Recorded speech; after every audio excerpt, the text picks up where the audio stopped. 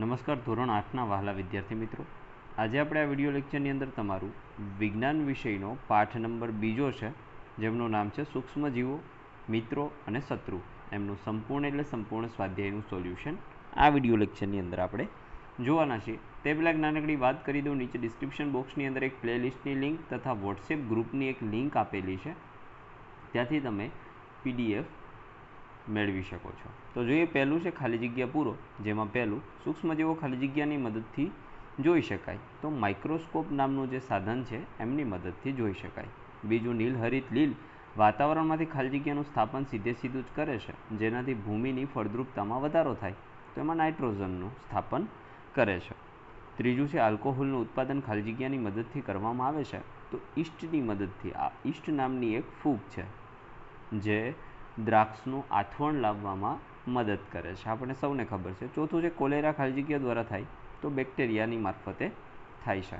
પ્રશ્ન નંબર 2 છે સાચા ઉત્તરોને પસંદ કરવાના છે વિકલ્પમાંથી, જેમાં પહેલું ઈસ્ટનો ઉપયોગ નીચેનામાંથી કોના ઉત્પાદનમાં થાય છે, તો એમની અંદર જવાબ આવશે આલ્કોહોલના ઉત્પાદનમાં થાય છે. બીજું નીચેનામાંથી કયું એન્ટીબાયોટિક્સ છે, તેમાં આવશે સ્ટ્રેપ્ટોમાઇસિન.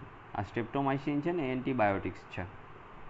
ત્રીજું છે મલેરિયા થવા માટે જવાબદાર પ્રજીવનું વાહક કોણ છે, તો મલેરિયા થવા માટે પ્લાઝ્મોડિયમ જવાબદાર છે. આ એક પ્રજીવ છે જે મેં નામ દીધું એ પ્લાઝ્મોડિયમ, પરંતુ એનું વાહન એટલે કે એનું વાહક કોણ છે, તો માદા એનોફિલિસ મચ્છર. એમના પછી ચોથું છે ચેપી રોગોનું મુખ્ય વાહક કોણ છે, તો એમાં આવશે ચેપી રોગોનું મુખ્ય વાહક છે માખી. ડ્રેગન ફ્લાય નથી, કીડી નથી અને કરોળિયો પણ નથી. પાંચમું બ્રેડ અથવા ઇડલીની કણક ફૂલવાનું કારણ, તો ઈસ્ટ કોષોની વૃદ્ધિ.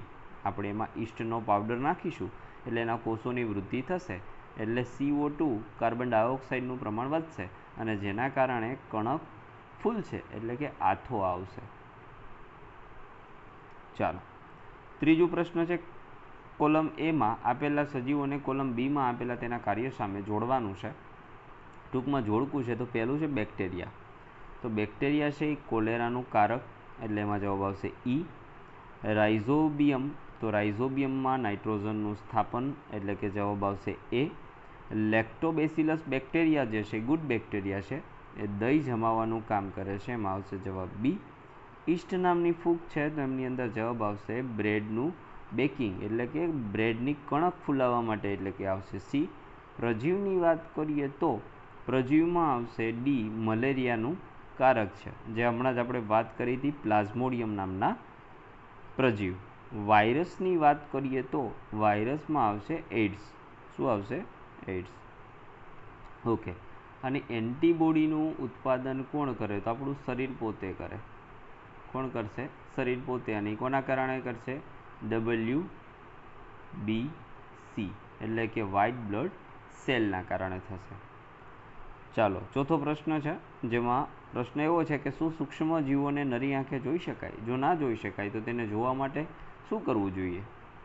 તો ભાઈ સૂક્ષ્મજીવોને નથી જોઈ શકાતા. સૂક્ષ્મજીવોને નરી આંખે જોઈ શકાતા નથી. સૂક્ષ્મજીવોને જોવા માટે માઇક્રોસ્કોપ નામના સાધનનો ઉપયોગ કરવો પડે. પાંચમો પ્રશ્ન છે, એનો પ્રશ્ન જોઈએ. તો સૂક્ષ્મજીવોના મુખ્ય સમૂહ કયા છે? તો સૂક્ષ્મજીવોના મુખ્ય 4 સમૂહ છે: બેક્ટેરિયા, ફૂગ, લીલ અને પ્રજીવ. છઠ્ઠો પ્રશ્ન છે કે વાતાવરણીય નાઇટ્રોજનનું ભૂમિમાં સ્થાપન કરતા સૂક્ષ્મજીવોના નામ. તો વાતાવરણીય નાઇટ્રોજનનું ભૂમિમાં સ્થાપન કરતા સૂક્ષ્મજીવોમાં પહેલું છે રાઇઝોબિયમ અને એઝોટોબેક્ટેરિયા.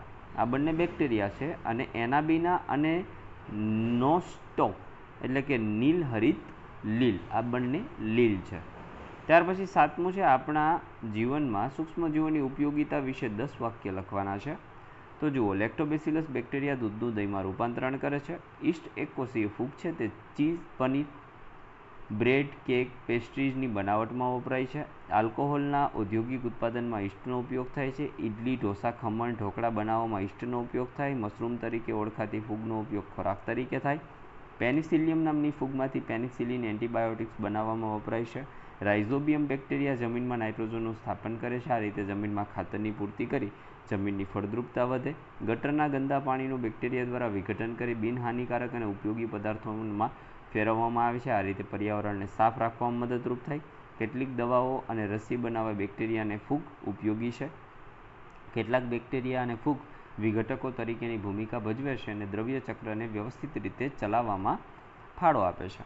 ત્યાર પછી 8મો પ્રશ્ન છે સૂક્ષ્મજીવો દ્વારા થતા નુકસાન વિશે ટૂંક નોંધ. તો જુઓ, પહેલું નુકસાન છે રોગકારક બેક્ટેરિયાને લીધે કોલેરા, ટાઇફોઇડ, ક્ષય, ન્યુમોનિયા જેવા રોગો થાય છે. પ્રજીવો દ્વારા મલેરિયા અને મરડો જેવા રોગો થાય છે. બેક્ટેરિયા અને ફૂગને લીધે ખોરાક, શાકભાજી, ફળો વગેરે બગડે છે અને તેને અખાદ્ય બનાવે છે. લીલ જળાશયોમાં ખૂબ ઝડપથી ફેલાય છે અને પાણીમાં દુર્ગંધ ફેલાવે છે. વળી તેવું પાણી પીવાલાયક રહેતું નથી અને ફૂગ લાગવાથી કપડાં, લાકડું અને ચામડાની વસ્તુઓ ખરાબ થાય છે. 9મું છે એન્ટીબાયોટિક્સ એટલે શું? એન્ટીબાયોટિક્સનું સેવન કરતી વખતે કઈ સાવધાની રાખવી જોઈએ? તો જવાબ છે બેક્ટેરિયા અને ફૂગમાંથી બનેલા ઔષધો કે જે બીમારી પેદા કરનારા સૂક્ષ્મજીવોને નષ્ટ કરે છે અથવા તેમની વૃદ્ધિ અટકાવે છે, આ પ્રકારના ઔષધોને એન્ટીબાયોટિક્સ કહેવામાં આવે છે.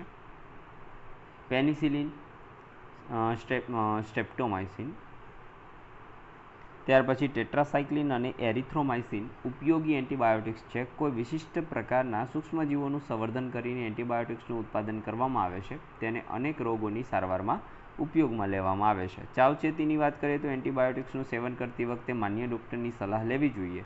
ડૉક્ટર જે માત્રા અને જેટલા સમય માટે દવા લેવાની સૂચવે તે મુજબ લેવી જોઈએ. કહ્યા મુજબ બધી દવાઓ પૂર્ણ કરવી જોઈએ. જો એન્ટીબાયોટિક્સની જરૂર ન હોય ત્યારે કે અયોગ્ય માત્રા લેવામાં આવે તો ભવિષ્યમાં જરૂર પડે ત્યારે તે ઓછી અસર કરે છે.